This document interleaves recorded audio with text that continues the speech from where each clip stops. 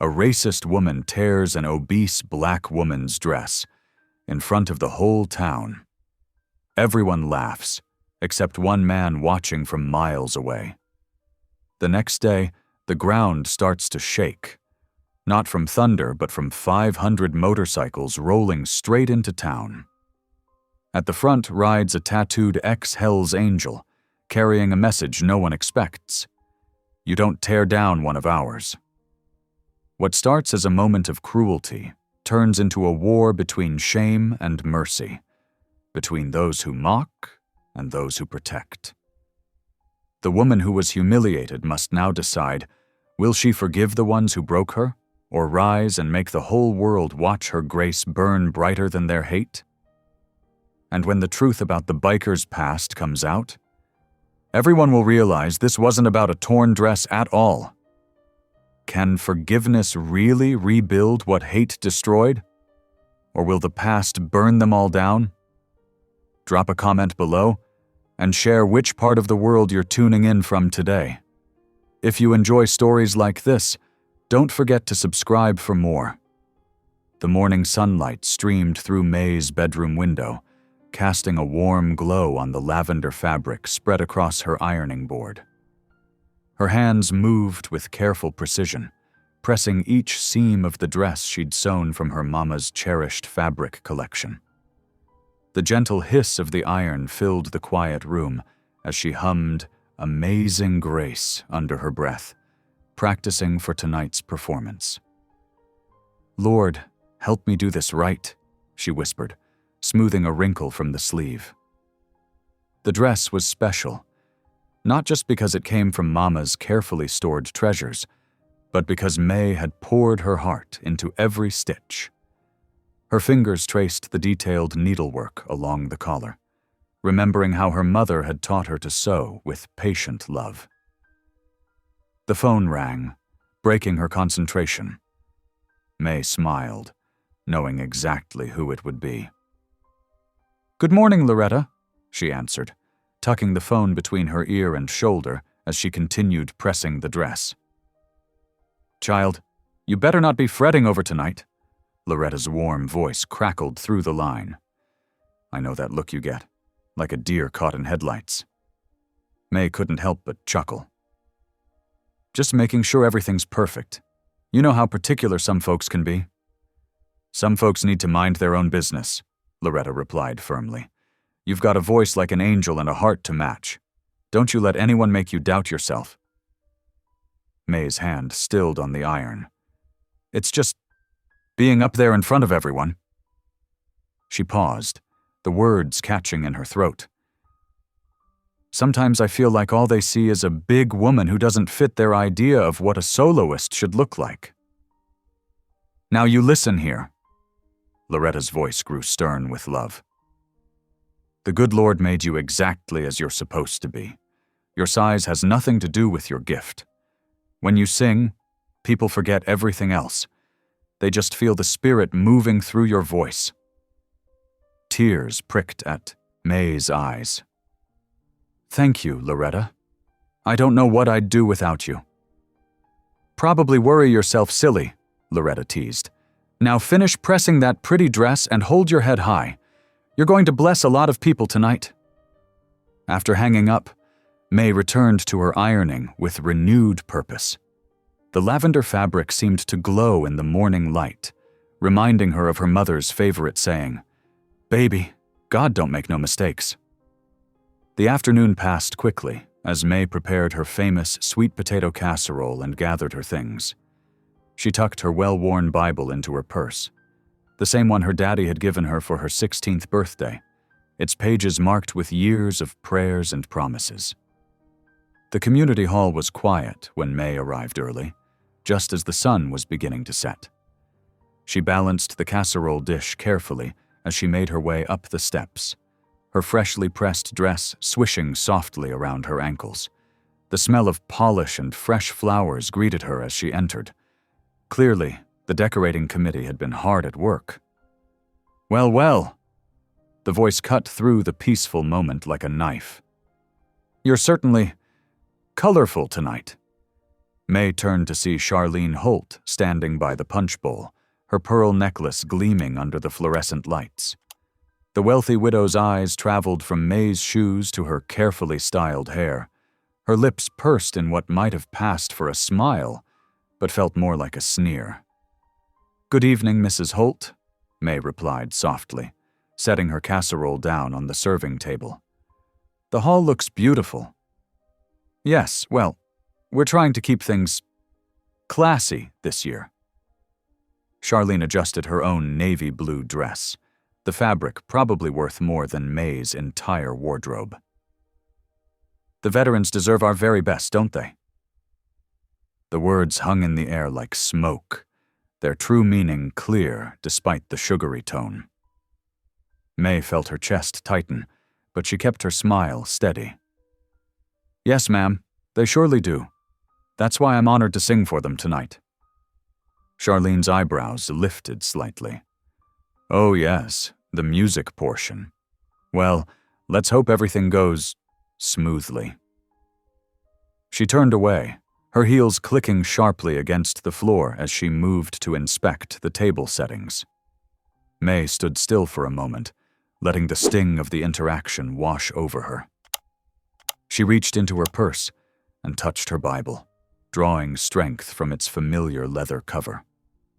The hall was beginning to fill now, the sound of laughter and conversation rising as veterans and townspeople arrived in their Sunday best.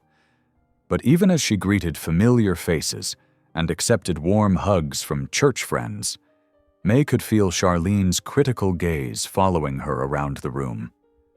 The tension seemed to crackle in the air between them, a current of unspoken judgment that made May's shoulders tense beneath her carefully pressed dress.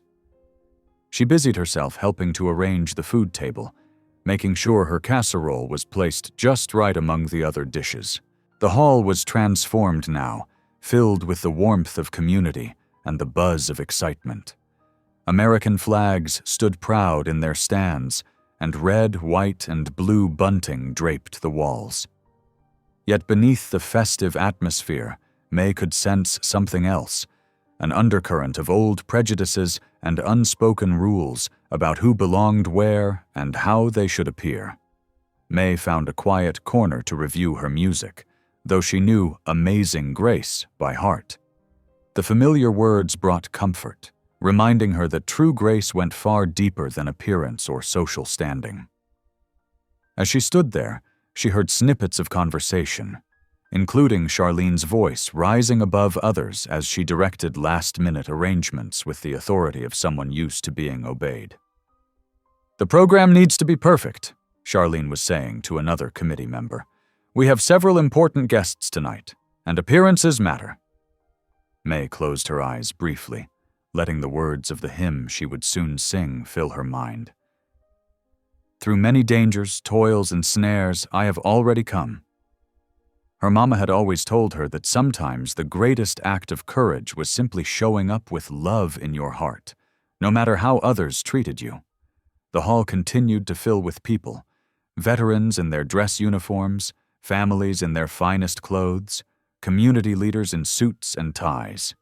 May watched as Charlene worked the room like a conductor leading an orchestra, her smile bright but never quite reaching her eyes, especially when they landed on May. Despite the growing crowd and the festive atmosphere, May couldn't shake the feeling that she was being watched, evaluated, judged. But she remembered Loretta's words from that morning and straightened her shoulders.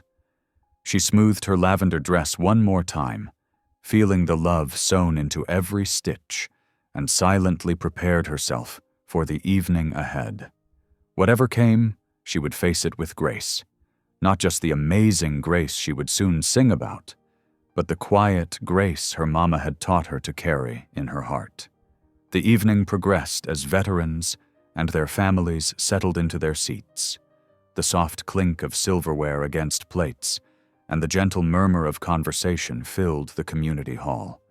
May's hands trembled slightly as she smoothed her lavender dress one final time before making her way to the small stage area.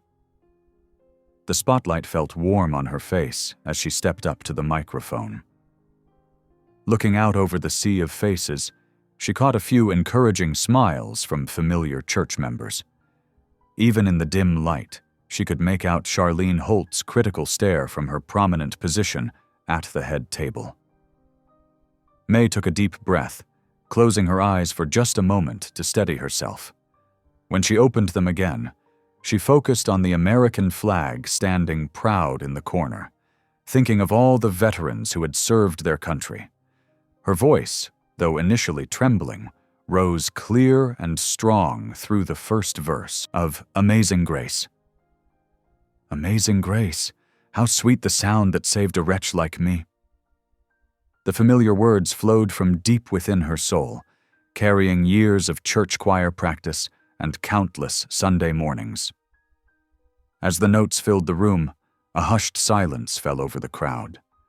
May could feel the power of the moment, see it in the misty eyes of elderly veterans and the reverent expressions of their families. I once was lost, but now am found was blind. But now I see. The last note hung in the air like a prayer.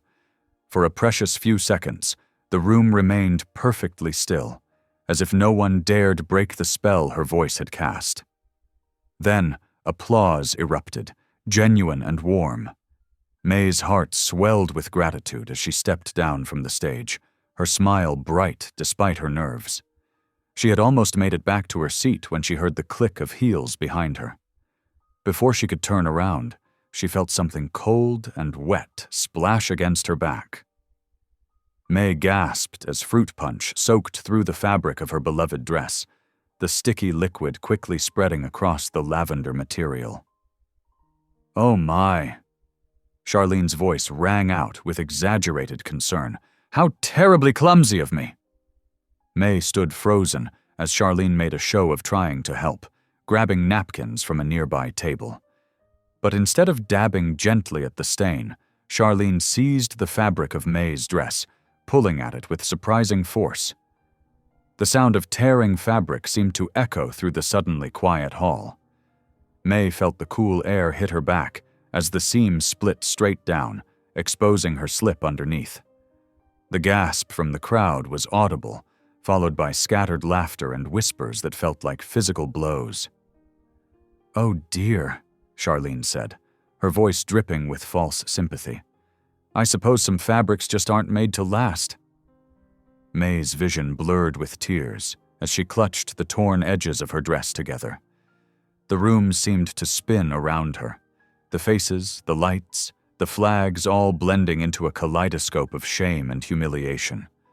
Without a word, she turned and fled, her shoes clicking rapidly against the floor as she pushed through the double doors into the night. The early spring air hit her tear-stained face like a slap. May stumbled across the parking lot, finally finding shelter behind her old Buick. Her legs gave way, and she slid down against the cold metal of the car, trying desperately to catch her breath between sobs. She didn't notice the teenager who had followed her out, his phone held high as he captured her moment of despair.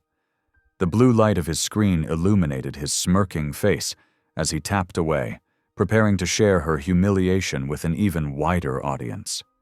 Inside the hall, Charlene had already returned to her seat, smoothing her expensive skirt with manicured hands. "Well," she announced to those nearest her, making sure her voice carried just far enough. "Some people just don't belong at certain tables. It's better they learn that sooner rather than later." The punch still dripped slowly from the table where Charlene had staged her accident, leaving a red stain on the floor that looked almost like blood in the dim light. Outside, May finally managed to stand on shaking legs and make her way to her car door. As she drove away, her tears falling freely now, she had no idea that her private moment of pain was already being uploaded to social media, ready to multiply her humiliation beyond anything she could imagine. The taillights of her car disappeared into the darkness, leaving behind an evening that had started with such promise and ended in cruel spectacle. The lavender dress, sewn with such care from her mother's fabric, hung in tatters around her shoulders, a physical reminder of how quickly beauty could be destroyed by deliberate malice.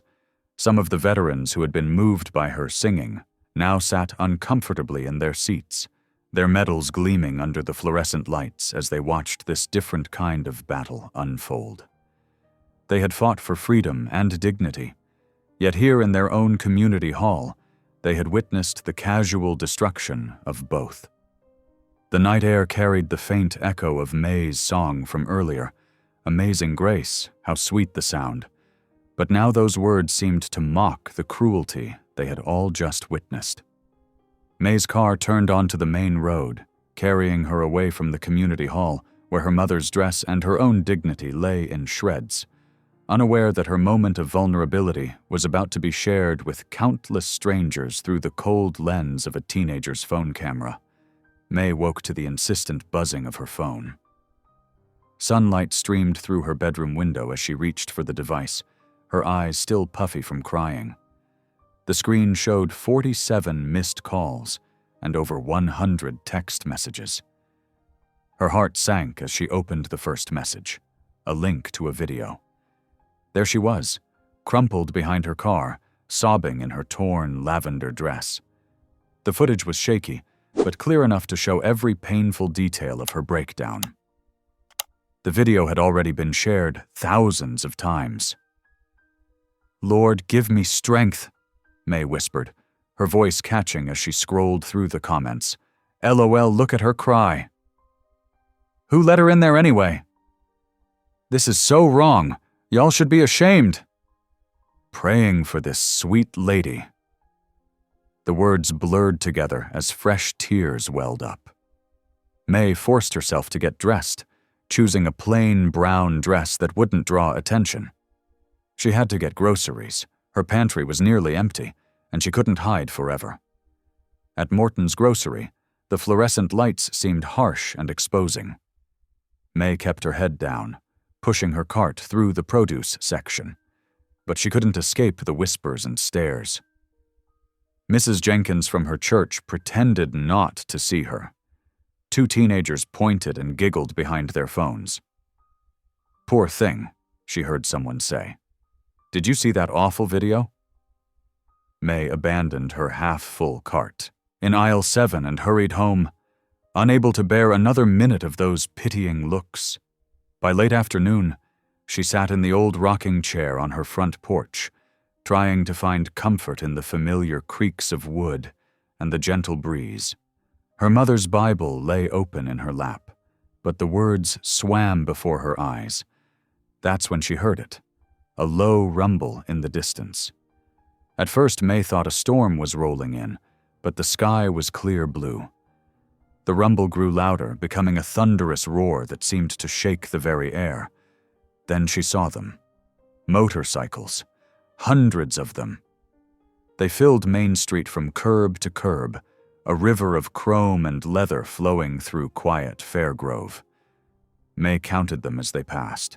100, 200, 300, 400, 500 machines, their engines singing in harmony. At their head rode a man who looked like he'd stepped out of some wild story. He was enormous, with broad shoulders and massive arms covered in tattoos. His silver hair gleamed in the sun, and across the back of his leather vest, she read the words "Steel Mercy Ministries" in bold white letters. May watched in amazement as the parade of bikes turned toward downtown. She knew they were heading for Clara's diner, where Charlene always had her Thursday lunch with the Garden Club ladies. Inside Clara's, Charlene was holding court at her usual table, recounting last night's events with theatrical flair. "Really, I tried to help, but some people just can't handle—" The windows rattled as 500 motorcycles surrounded the diner. Charlene's coffee cup clattered against its saucer as the leader dismounted and ducked through the door, having to turn sideways to fit his massive frame. "Ma'am," he said, his voice surprisingly gentle as he addressed Clara behind the counter. "My name's Ryder Kane. My brothers and sisters out there, we're the Steel Mercy Riders. We heard what happened to Miss May Carter last night." The diner fell silent. Even the sizzling grill seemed to quiet down to listen. "We don't take kindly to folks being treated that way," Ryder continued, his eyes finding Charlene, "especially not a woman who was singing God's praise when she was attacked." Charlene's face went pale. I don't know what you're talking about. It was an accident." "The video shows different," Ryder said softly. 500,000 views so far.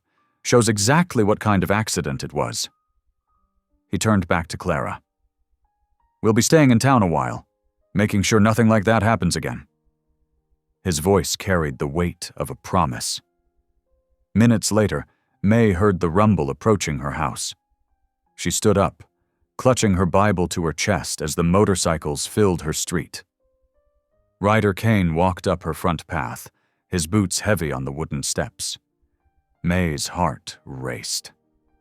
Up close, his tattoos told stories of a hard past, prison numbers, gang symbols now crossed out, but also crosses and Bible verses. His eyes, though, were kind, crinkling at the corners as he removed his bandana. "Ma'am," he said, his voice as soft as a prayer, "I think it's time you got your song back." Standing there on her porch, surrounded by 500 leather-clad warriors who had come to defend her honor, May felt something she hadn't expected. Hope. These weren't the angels she'd imagined God would send, but maybe that was the point. They were living proof that grace could wear unexpected faces. The Steel Mercy Riders lined her street, their bikes gleaming in the afternoon sun, a wall of chrome and leather between her and the world's cruelty. Through her tears, May saw their patches, redeemed, amazing grace, born again, and understood that these people knew something about second chances and the power of redemption. The Tennessee sunset painted the sky in shades of amber and rose as May stood in front of her mirror, smoothing Ryder's bandana over the torn seam of her lavender dress. Her fingers trembled as she adjusted it, remembering his gentle words from earlier that afternoon. "The banquet's still going on," he'd told her. "Evening portion starts at 7 o'clock. Those folks need to hear what amazing grace really sounds like." Now, surrounded by the thunderous rumble of 500 motorcycles, May sat behind Ryder on his massive bike, her arms wrapped tightly around his waist. The wind whipped at her dress as they led the convoy down Main Street. People stepped out of shops and restaurants to stare at the remarkable sight. May Carter, perched on the back of a motorcycle, escorted by an army of leather-clad angels. The community hall's parking lot was still full when they arrived. Through the windows, May could see the evening portion of the banquet in full swing. Her heart began to race, and she froze at the bottom of the steps. "I can't," she whispered. "What if they laugh again?" Ryder's weathered hand found her shoulder. "Miss May, ain't nobody gonna laugh, not with Steel Mercy standing guard." He reached up and adjusted the black bandana he'd tied around her dress's torn seam. "Now it's mended with something stronger," he said softly. "That tear ain't just covered. It's become part of your armor." The bikers formed two lines, creating a path of honor leading to the entrance. May took a deep breath and walked between them, head held high. As the doors opened, conversation stopped mid-sentence. Camera flashes popped like lightning in the dimmed room. May saw Charlene at her usual table, perfectly coiffed hair unable to hide her shocked expression. The Steel Mercy Riders filed in behind May, their boots making a steady rhythm on the hardwood floor. They spread out along the walls, silent sentinels in leather vests. Ryder's massive presence at May's side seemed to part the crowd as they made their way to the stage. Pastor Williams, who'd been making announcements, stepped back from the microphone with wide eyes. Ryder took May's hand and helped her up the steps, then positioned himself at the corner of the stage, arms crossed, a guardian angel in motorcycle boots. May's fingers found her mother's cross necklace, drawing strength from its familiar contours. The spotlight felt hot on her skin, but the weight of 500 supportive gazes behind her gave her courage. She closed her eyes, remembered her mother's voice saying, "Baby girl, when you sing for the Lord, ain't nothing else matters." The first notes of Amazing Grace fell into the silence like drops of rain on parched earth. May's voice trembled but grew stronger with each word, filling every corner of the hall with its rich, deep tones. Amazing Grace, how sweet the sound that saved a wretch like me. Her voice cracked on wretch, but she pressed on, the emotion making the words more powerful, not less. The bikers stood at attention, many with heads bowed, some with tears tracking down weather-beaten cheeks. "I once was lost, but now am found, was blind, but now I see." As she sang the final verse, May opened her eyes to see something extraordinary. People were standing, one by one, then in waves. Even some of Charlene's garden club friends rose to their feet, handkerchiefs pressed to their eyes. Only Charlene remained seated, her perfect smile crumbling at the edges. The last note hung in the air like a prayer. For a heartbeat, silence reigned. Then applause erupted, thunderous and genuine. May's hand clutched her cross necklace tighter as tears of joy streamed down her face. She felt radiant, transformed, as if the Holy Spirit itself had wrapped her in light. Outside, 500 engines roared to life in perfect unison, a sound that shook the windows and rattled the crystal glasses on the tables. It wasn't just noise, it was a battle cry, a celebration, a declaration that love and grace could wear unexpected faces. Later that night, May sat in her living room, still wearing her dress with its leather patch. The local news was playing, but the story they told barely resembled what had happened. The headline scrolled across the bottom of the screen, "Gang of Bikers Invades Charity Banquet." The reporter stood in front of the community hall, looking serious. Tonight, what started as a peaceful veterans benefit turned controversial when a motorcycle gang known as Steel Mercy descended on our quiet town. Sources say the group disrupted proceedings and intimidated attendees. May stared at the television, her joy from earlier turning to dismay as she watched them twist the truth into something unrecognizable. Her phone buzzed with notifications, social media exploding with conflicting accounts, her inbox filling with messages from news outlets seeking comment.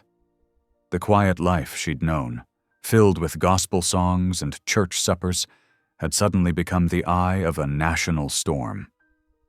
But as she touched the bandana at her back, that symbol of strength tied with gentle hands, May felt something settle in her spirit. Sometimes, she realized, amazing grace came roaring in on 2 wheels, and God's love wore leather instead of lace. The early morning sun cast long shadows through the stained glass windows of Fairgrove First Baptist Church as May climbed the familiar steps. Her sensible shoes clicked against the worn wooden floors, a sound that had always brought her comfort before. But today, her heart thumped with anxiety as she approached the church office. Pastor Clint Walters stood in the doorway, his usually warm face creased with worry. "Sister May," he said softly, "could we talk for a moment?" May's stomach tightened. She'd known this conversation was coming, had felt it brewing like a storm since that night at the banquet. "Of course, Pastor." Inside his office, everything looked the same. The weathered desk, the wall of theology books, the coffee pot that never seemed to run dry. But something felt different. Pastor Clint didn't sit behind his desk as usual. Instead, he perched on its edge, his hands clasped together so tightly his knuckles showed white. "May, you know how much we value you here," he began, his voice gentle but strained. "Your voice, well, it's been a blessing to our congregation for 15 years now." "But?" May prompted, gripping her purse strap. Pastor Clint sighed heavily. "Charlene Holt and several of our major donors have expressed Concerns. They feel that recent events have brought negative attention to our church. They're requesting your removal from the choir. The words hit May like physical blows. She'd expected them, but that didn't lessen their sting. "Because I stood up after being humiliated?" she asked quietly. "It's not that simple, May. The media coverage, the motorcycles, the viral video." Pastor Clint ran a hand through his graying hair. "Some folks are saying it's turned our church into a circus." Through the window, May could hear raised voices. She walked over and pulled back the curtain. Her breath caught in her throat. The church gates were surrounded by people, some with news cameras, others holding signs. On one side, supporters waved placards reading, "Stand with May" and "Love thy neighbor." On the other, angry faces shouted words she couldn't make out, their own signs declaring, "Keep politics out of church" and "No gangs in God's house." "I never wanted any of this," May whispered, letting the curtain fall back into place. "I just wanted to sing for the Lord." Pastor Clint stepped closer, his voice dropping. "I know that, May. And if it were just up to me..." He trailed off, leaving the unspoken words hanging heavy in the air. "Maybe if you took a break, just until things settle down?" May felt tears burning behind her eyes, but refused to let them fall. "How long have I cleaned this church, Pastor? Every Saturday morning for 20 years, while Charlene just writes checks. How many funeral dinners have I cooked for? How many sick folks have I visited?" The pastor couldn't meet her eyes. "May, please understand." "I understand just fine," she said, straightening her shoulders. "I understand that money speaks louder than faith sometimes." She turned toward the door, then paused. "My mama used to say that the devil's greatest trick isn't making us do wrong. It's making us do nothing when we see wrong being done." She walked out of the office, head high despite the tears now flowing freely.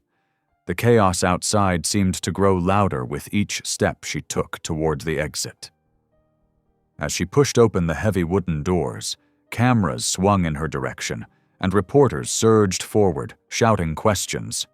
"Mrs. Carter, how do you respond to accusations that you're politicizing the church? Is it true you're starting a biker ministry? What do you say to those calling this a publicity stunt?" May kept walking, neither slowing nor speeding up, letting their words wash over her like rain. She'd made it halfway to her car when she heard a familiar rumble. Ryder Kane's motorcycle pulled up alongside her, his massive frame blocking the cameras. "Need an escort home, ma'am?" he asked quietly. May nodded, grateful beyond words. Ryder helped her onto the back of his bike, and they rode away from the chaos, leaving a cloud of dust and unanswered questions behind them. That evening, as the sun painted the sky in shades of orange and purple, Ryder returned to May's small house. This time he carried a covered pot that filled the air with the aroma of homemade chicken soup. "My mama's recipe," he explained, as May set out bowls at her kitchen table. "She always said good soup feeds more than just the body." They sat together, the unlikely pair, the gospel singer and the ex-convict, sharing bread and soup as if they'd known each other for years. After a while, Ryder began to talk, his deep voice soft with memory. "I was in Huntsville State Prison for 8 years, he said, breaking off a piece of cornbread. "Thought I knew everything about being tough, about making people fear me. Then this lady started visiting the prison. Mrs. Rose was her name. Reminded me of you, actually. She'd bring cookies and her Bible, and she'd just listen." May watched as this mountain of a man's eyes grew distant with remembrance. "One day I asked her why she bothered with folks like me. Know what she said? She said, 'Baby, God doesn't make trash. He makes testimonies.' That's when everything changed. Started reading my Bible, joined the prison ministry. Found out being strong ain't about how many folks you can knock down. It's about how many you can help up." May stirred her soup thoughtfully. That's beautiful, Ryder. But right now, I feel like nothing but a joke. Every time I open my phone, there's another meme, another comment. People laughing at the choir lady who needed bikers to fight her battles. Ryder set down his spoon, his face serious. Sometimes God makes a fool of us to make a message of us. Look at David, dancing in the streets like a madman. Moses, stuttering in front of Pharaoh. Peter, sinking in the water because his faith wasn't strong enough. But their stories? They're still changing lives thousands of years later. May felt something stir in her spirit, a familiar warmth she recognized as the Holy Spirit moving. What are you suggesting? I'm suggesting we take all this attention and turn it toward something bigger than us. Steel Mercy Ministries has been wanting to expand our outreach. What if we organized a concert? Something for veterans, outcasts, anybody who's ever felt unwelcome at a fancy church. We could call it Grace Under Fire. The idea took root in May's heart, growing stronger with each beat. A concert where everyone's welcome. Exactly. No dress codes, no judgment. Just pure praise and testimony. Show folks what real grace looks like. May stood up and walked to her piano, running her fingers over the keys. You know, she said thoughtfully, my mama always told me that when you can't fight hate with hate, you've got to drown it out with love.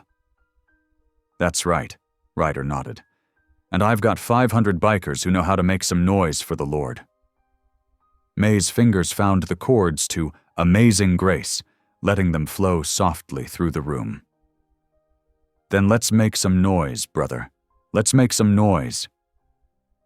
As they began to plan, writing ideas on May's old notepad, the weight of the morning's rejection started to lift. Sometimes, May realized, God closed doors not to shut you out, but to point you toward the path you were meant to take all along. The fairgrounds sprawled before May and Ryder like a blank canvas waiting to be painted with possibility. The morning sun cast long shadows across the empty field as they walked the grounds, their footsteps crunching on gravel. May clutched her planning notebook, its pages already filled with lists and sketches. We could set the stage right there. Ryder pointed to a natural hollow near the oak trees. Good acoustics, plenty of space for folks to spread out their lawn chairs. May nodded, making notes. And maybe we could have the food vendors line this path here?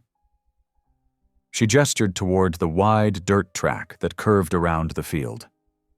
Their first stop was Old Joe's BBQ truck, where the owner, Joe Wilson, listened to their pitch with arms crossed and eyes narrowed.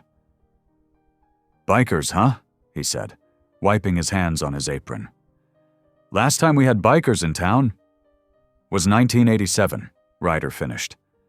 Different crew, different times. These men and women serve the Lord now, Mr. Wilson. We're here to build bridges, not burn them. May stepped forward, her smile gentle.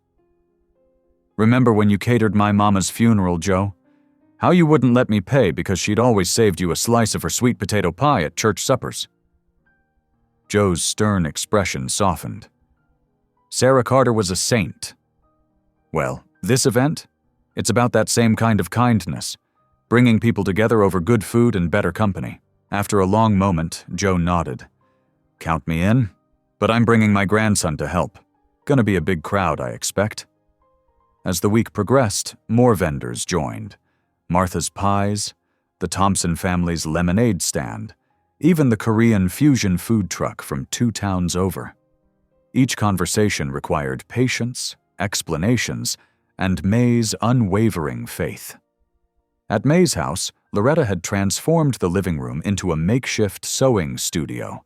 Fabric draped every surface as she worked on new choir robes, her sewing machine humming late into the night. These ain't just any robes, Loretta declared, holding up a midnight blue creation with silver trim. These are amazing grace robes. When folks see this choir, they're gonna know heaven's got style.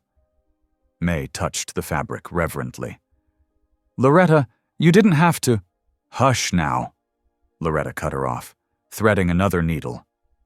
When someone tries to tear you down, you dress up and show up. That's what my mama taught me, and that's what we're gonna do. Out at the fairgrounds, Ryder's crew worked from sunrise to sunset, building a wooden stage that seemed to grow from the earth itself. The sound of hammers and saws filled the air, punctuated by deep laughter and occasional bursts of spontaneous prayer. Brother Tommy here used to build custom choppers, Ryder explained, introducing a tattooed man with calloused hands. Now he's building altars. Funny how God works. The change in the town was subtle but steady. Mrs. Peterson, who'd turned away from May at the grocery store just days ago, showed up with 3 dozen cookies and an awkward apology. The high school woodshop teacher offered spare lumber. Even the local hardware store donated supplies, though the owner made it clear it was just this once. One evening, as the sun dipped below the horizon, May and Ryder sat on folding chairs under newly hung string lights. The fairground had taken on a magical quality, with tiny bulbs twinkling like earthbound stars. They shared coffee from an old thermos, the steam rising between them like prayers. "Think we should try that duet again?" Ryder asked, his deep voice soft in the gathering dusk. May nodded, pulling out her worn songbook. They'd been working on It Is Well With My Soul, trying to blend his rough baritone with her smoother alto. The first few attempts had been rocky, but something was changing, not just in the music, but in the space between the notes. "Amazing Grace, how sweet the sound," May began, her voice rising clear and true in the evening air. "That saved a wretch like me," Ryder joined in, his deeper tones supporting hers like a foundation holds up a house. Their voices wove together, neither perfect nor polished, but honest and real. May felt something shift in her heart, a warmth that had nothing to do with the coffee and everything to do with the man sitting beside her. It wasn't romance, not exactly, but something deeper, a recognition of kindred spirits, both broken and mended by grace. High above them, in her hilltop mansion, Charlene Holt stood at her window, watching the lights dance in the distance. Her perfectly manicured nails tapped against her crystal wine glass as she observed the steady stream of trucks and motorcycles coming and going from the fairgrounds. The sight of May's small figure directing traffic, of Ryder's crew building something she couldn't quite make out, stirred something uncomfortable in her chest. She'd expected the scandal to drive May away, to restore the natural order of things. Instead, this circus was taking shape, drawing people in like moths to flame. Charlene set her glass down harder than necessary, the sound sharp in her empty house. The unease that had been growing all week settled deeper, like a stone in her stomach. But down at the fairgrounds, May and Ryder continued their rehearsal, unaware of watching eyes. Their coffee grew cold as they worked through hymn after hymn, their voices growing more confident with each verse.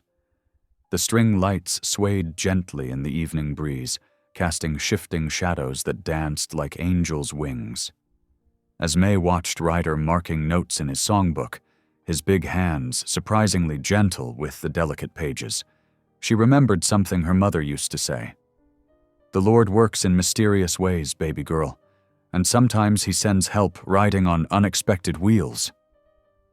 Looking around at the half-built stage, the gathering supplies, and the man who'd brought so much change to her quiet life, May felt a surge of gratitude. God hadn't sent her a savior. He'd sent her a reminder that grace could appear in the most unexpected packages, wearing leather and riding a Harley. The evening wrapped around them like a comfortable blanket as they continued to work, their voices rising and falling in the darkness, while high above, Charlene's window slowly went dark. The morning sun painted golden stripes across the church parking lot as the local television crew set up their equipment. May watched from the steps, fidgeting with her cross necklace.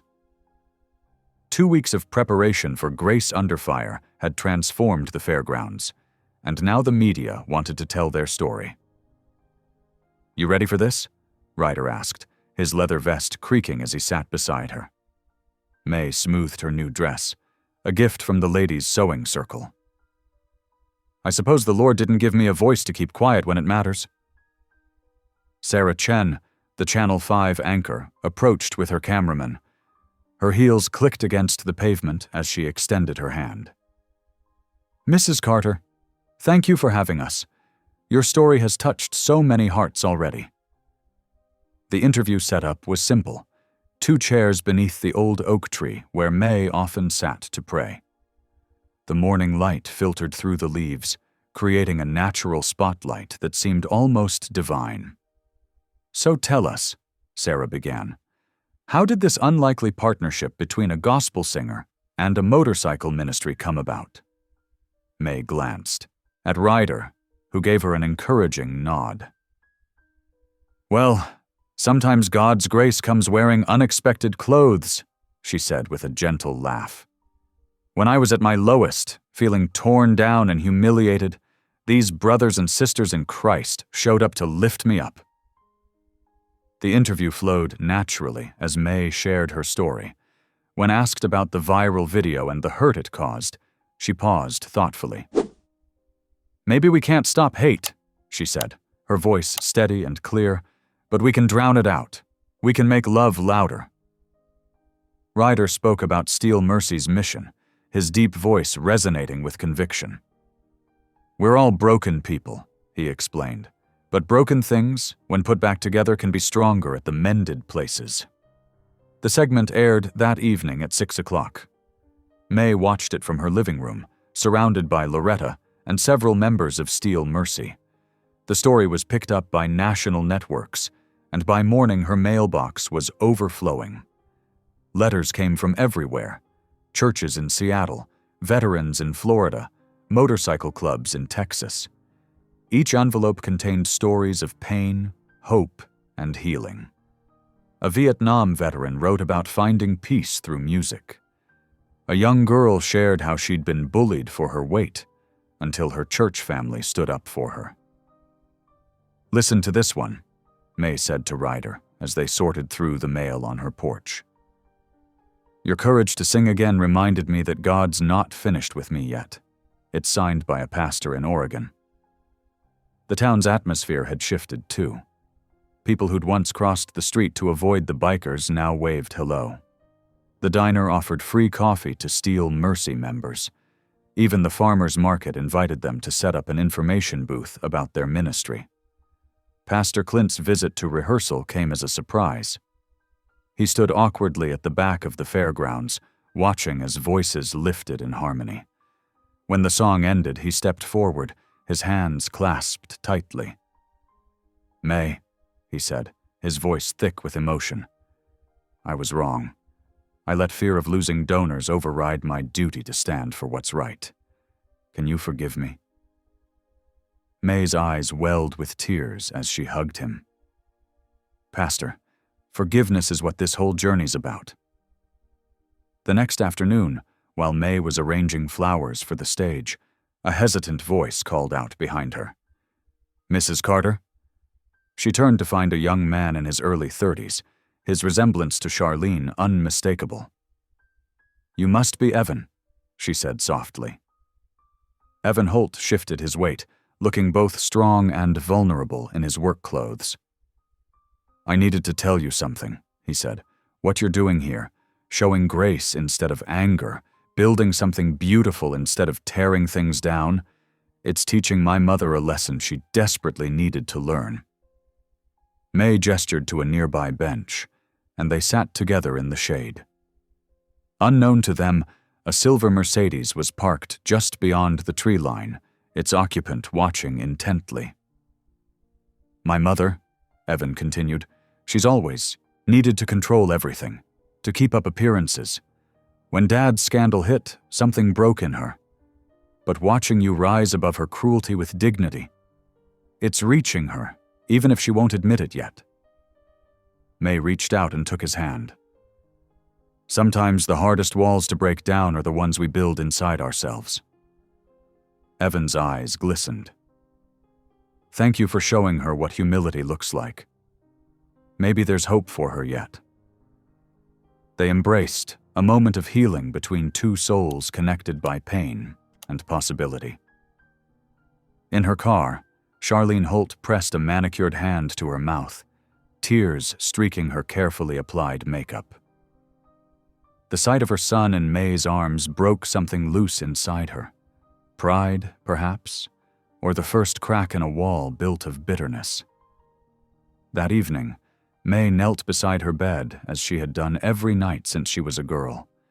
Her prayer was different tonight, focused not on her own healing but on another's pain. "Lord," she whispered, "soften both our hearts. Help me see past my hurt to Charlene's. Help her find the peace she's looking for. And Lord, thank you for showing me that your grace is bigger than any tear in any dress." The moonlight streamed through her window, casting a gentle glow on the stack of letters on her nightstand. Each one a testament to the ripples of grace spreading outward from their small town. Tomorrow would bring more preparations for Grace Under Fire, more songs to rehearse, more hearts to touch. But tonight, in the quiet of her room, May simply let gratitude wash over her like a gentle rain.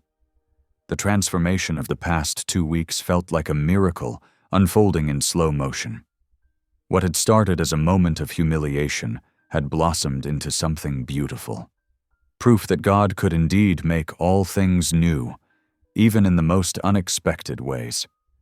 The morning dew had barely settled when May's phone rang. It was Loretta, her voice trembling. "May, honey, you need to come to the fairgrounds right now." May's heart dropped as she pulled into the parking lot. A small crowd had gathered, their faces drawn with shock and anger. As she stepped out of her car, the devastation before her stole her breath away. The wooden stage they'd lovingly built lay in splintered ruins. Hateful words were spray-painted across the broken boards in angry red letters, racial slurs, threats, the kind of words that made her stomach turn. Their beautiful vision of unity had been reduced to a monument of hate. "Oh, Lord," May whispered, pressing her hand to her mouth. Within minutes, the rumble of motorcycles filled the air.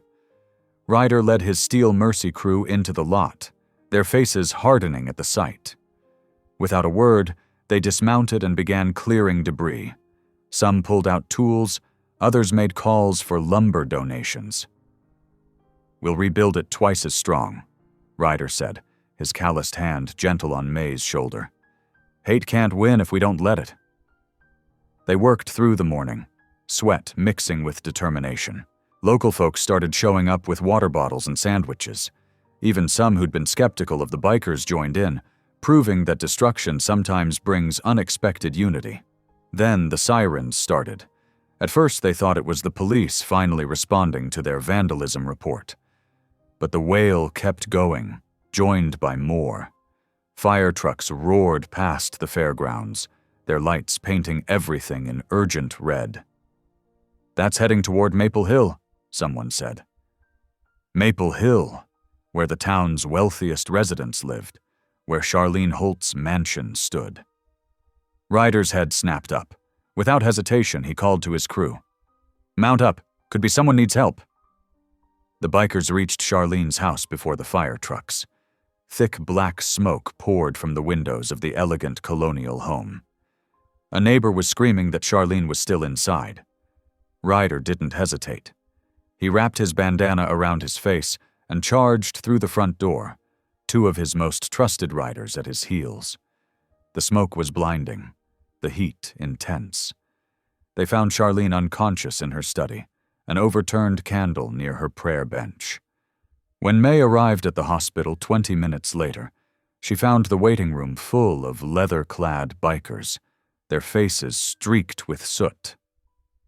Ryder sat apart, his silver hair dark with ash, his hands trembling slightly as he sipped water. "The doctors say she'll make it," he said hoarsely. "Smoke inhalation, some minor burns. Could have been much worse." May touched his shoulder, feeling the tension there.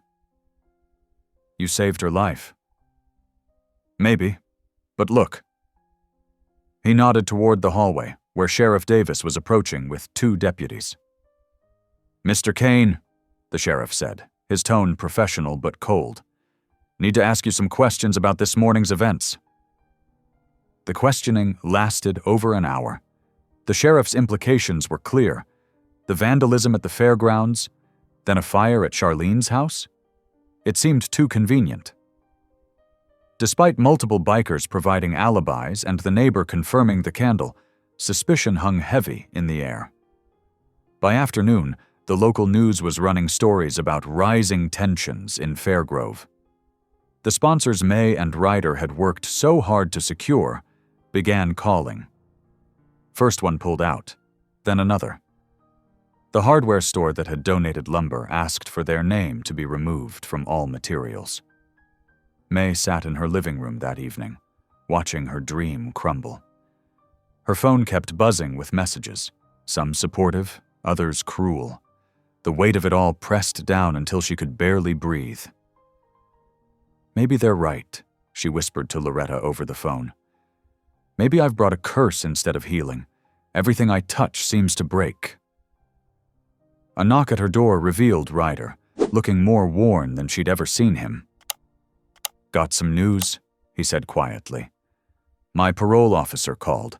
Says if there's any more trouble around me, they'll violate my parole. Suggested I distance myself from situations. That might cause concern. May felt the world tilt. They can't do that. You haven't done anything wrong. Sometimes what's right doesn't matter as much as what people believe. He ran a hand through his silver hair. I've got the crew packing up, thinking it's best we head out, let things cool down. No. May's voice was barely a whisper. If you ride away now, they win. Everything we've built, everything we've shown people about grace and second chances, it all falls apart. Ryder stood in her doorway, his massive frame silhouetted against the setting sun. The conflict in his eyes was painful to watch. He'd fought so hard to build a new life, to prove that redemption was possible. Now he had to choose between protecting that life and standing firm in the face of injustice. I don't want to bring more trouble to your door, he said softly. Trouble found me long before you showed up, May replied. But you brought something else with it. Hope. The silence stretched between them, heavy with unspoken words and impossible choices. In the distance, thunder rumbled, or maybe it was motorcycles, waiting for their leader's decision. The sun sank lower, casting long shadows across May's porch, where not so long ago they'd dreamed of changing hearts through music and grace. Now those dreams lay in ashes, both literal and figurative, waiting to see if they would rise again or blow away in the wind of fear and suspicion. Ryder's hand rested on his keys, the metal catching the last light of day. His eyes met May's, and in them she saw the same torment that had brought him to faith years ago, the battle between running from pain and standing firm in truth. The moment hung suspended, like the last note of a hymn, waiting for resolution. The morning dew clung heavy to the grass as May knelt in the empty fairgrounds, her knees damp against the earth. Dawn painted the sky in soft pinks and purples, but she barely noticed the beauty. All around her lay the broken pieces of their dreams, splintered boards, scattered nails, and the lingering smell of smoke. 3 sleepless nights had left dark circles under her eyes. Every time she closed them, she saw the destroyed stage, the hateful words carved into the wood, and Ryder's torn expression as he'd walked away. But here, in the quiet of morning, something stirred in her heart. Lord, she whispered, her fingers clasped tight around her mother's cross necklace. I don't understand your plan, but I know you didn't bring us this far to leave us here in the ashes. A gentle breeze rustled through the trees, carrying with it the scent of wild honeysuckle. May opened her Bible, its pages worn soft with love and time. It fell open to Psalm 23, and she traced the familiar words with her finger. Her phone buzzed. Loretta. "I've been thinking," her friend said without preamble, her voice thick with determination. "Who says we need some fancy stage? Jesus preached on mountainsides. We've got ourselves a perfectly good field." May felt a smile tugging at her lips. "Loretta Sims, what are you plotting?" "Already called my church circle. We've got 50 folding chairs coming. Sister Margaret's bringing quilts for people to sit on. Tommy at the hardware store, not the one that pulled out, the good one on Oak Street.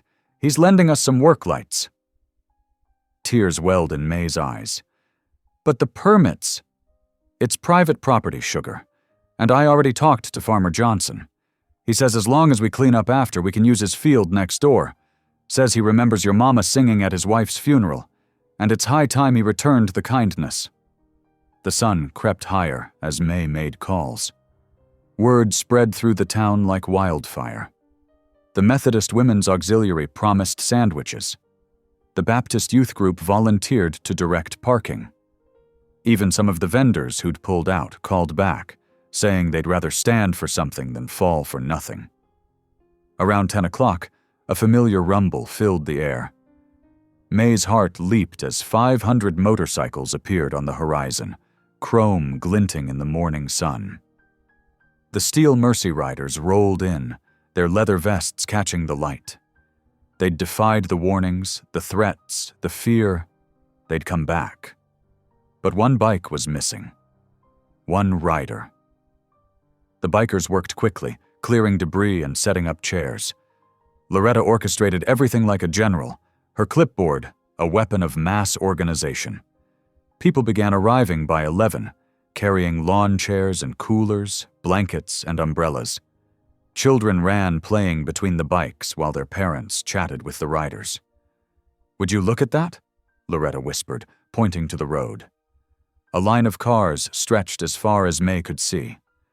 News had spread beyond their little town. Plates from Kentucky, Georgia, Alabama. People who'd seen the viral video, who'd heard about the fire, who wanted to be part of something bigger than hate. By noon, hundreds of people filled the field. The smell of fried chicken and fresh lemonade wafted through the air. Someone had brought a portable keyboard. The Baptist choir stood ready. But May's heart still ached for the one person missing.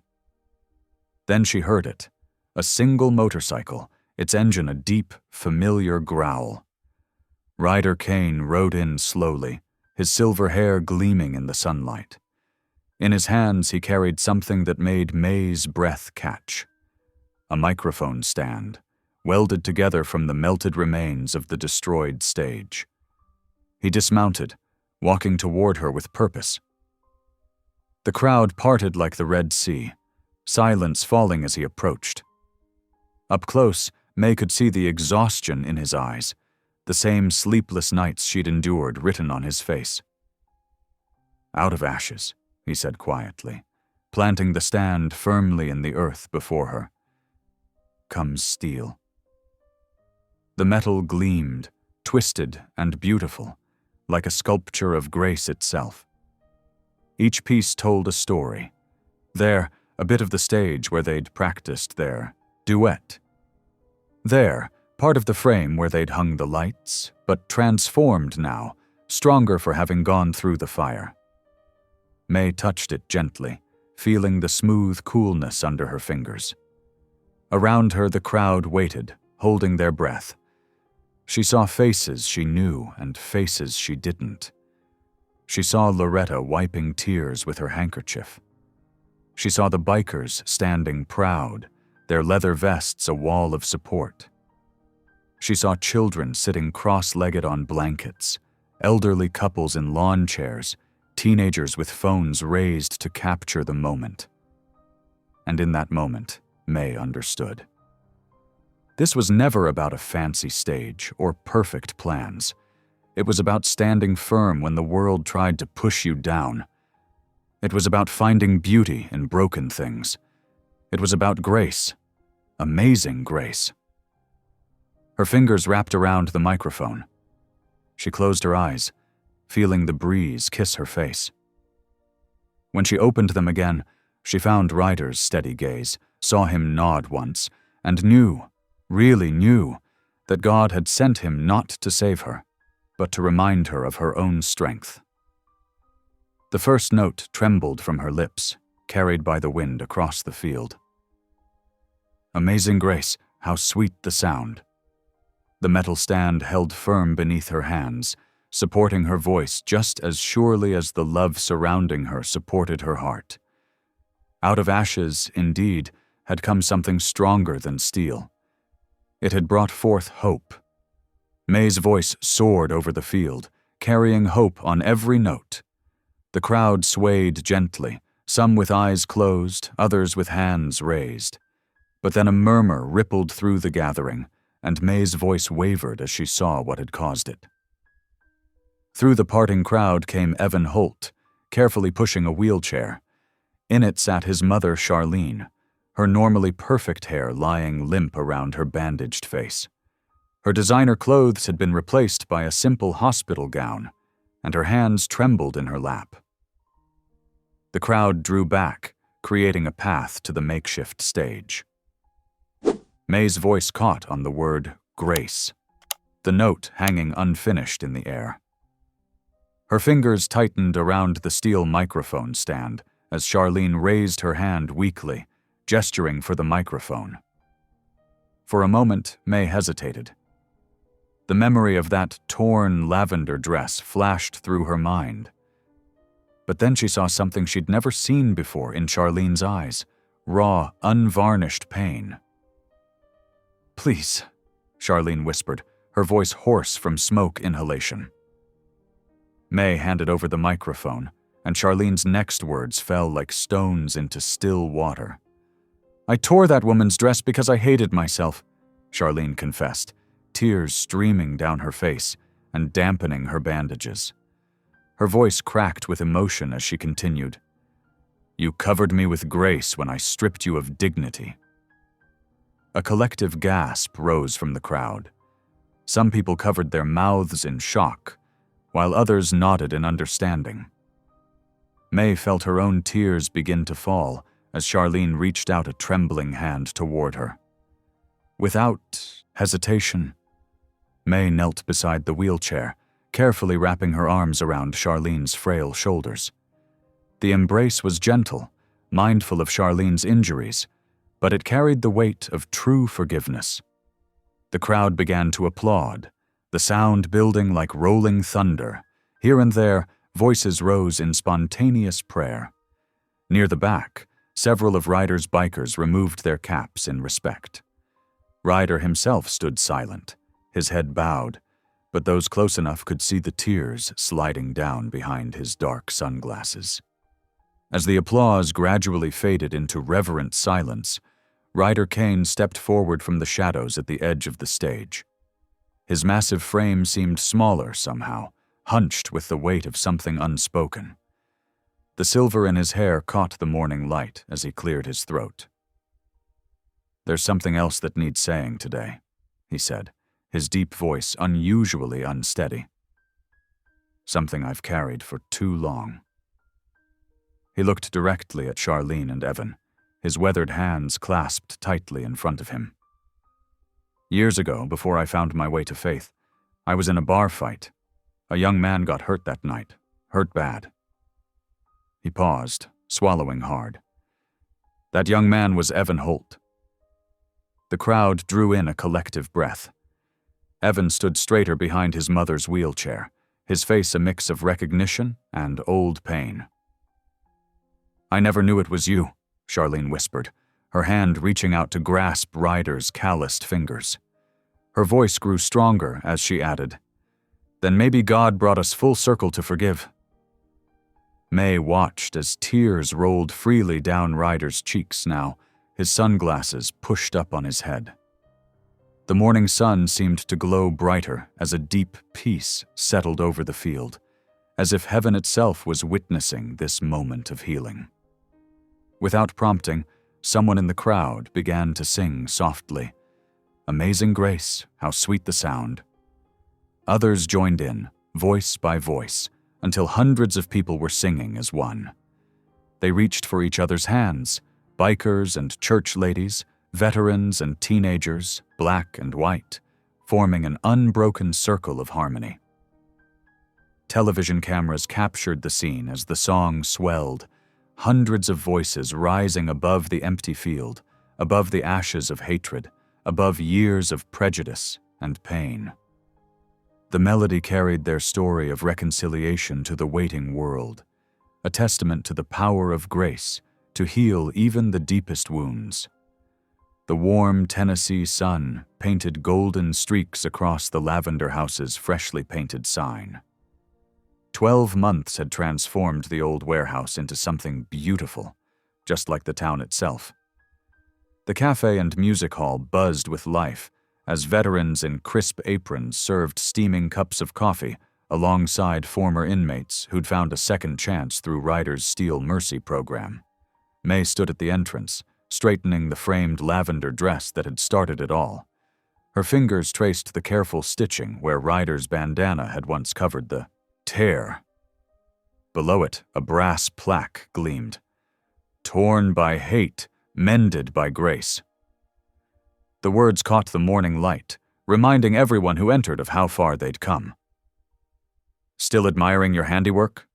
Ryder's deep voice carried from behind the counter. His silver hair was neatly trimmed now, though his arms still bore the tattoos that told stories of his past. He smiled at May, the kind of smile that made his eyes crinkle at the corners. Just thanking God for his mysterious ways, May replied, watching as a young veteran taught a teenager how to operate the espresso machine. The boy was one of many who'd found refuge here after their families moved into the new housing complex, Charlene's gift to the community. Speaking of Charlene, she sat in her usual corner table, wrapped in a soft shawl despite the summer warmth. Her body might have grown frailer since the fire, but her spirit had grown stronger. She waved May over, her eyes bright with purpose. "The contractor called," Charlene said, pushing forward a stack of blueprints. "They're breaking ground on the next phase of housing next week. 10 more families will have homes by Christmas." May squeezed her hand, remembering how those same fingers had once torn her dress in cruelty. Now they worked tirelessly to build up what pride had torn down. As evening approached, the cafe transformed. String lights twinkled overhead as people began filling the seats for the anniversary concert. The room hummed with anticipation. Not just townspeople this time, but visitors from all over who'd heard their story of redemption. In the distance, the familiar rumble of motorcycles grew louder. Steel Mercy riders pulled up outside, their chrome gleaming in the sunset. They filed in respectfully, taking their places alongside church deacons and school teachers. No one blinked an eye anymore at the sight. May stepped onto the small stage, Ryder beside her with his guitar. The spotlight caught the silver in his hair as he began strumming the opening chords. Their voices blended in perfect harmony, her soulful alto weaving through his rough baritone like threads of gold and silver. As they sang, May's gaze drifted to the window where more bikes were pulling up, their engines purring softly in reverence to the music. Her heart swelled with gratitude for how God had turned her moment of deepest shame into a symphony of healing. Between songs, May looked up toward heaven, her face glowing with joy. "Love always wins louder," she whispered, and somehow everyone in the room felt the truth of those words in their souls. Thank you for listening. Stories connect us in the most unexpected ways. If you felt that spark today, make sure you're subscribed. I share a new one daily, and the next might change your day.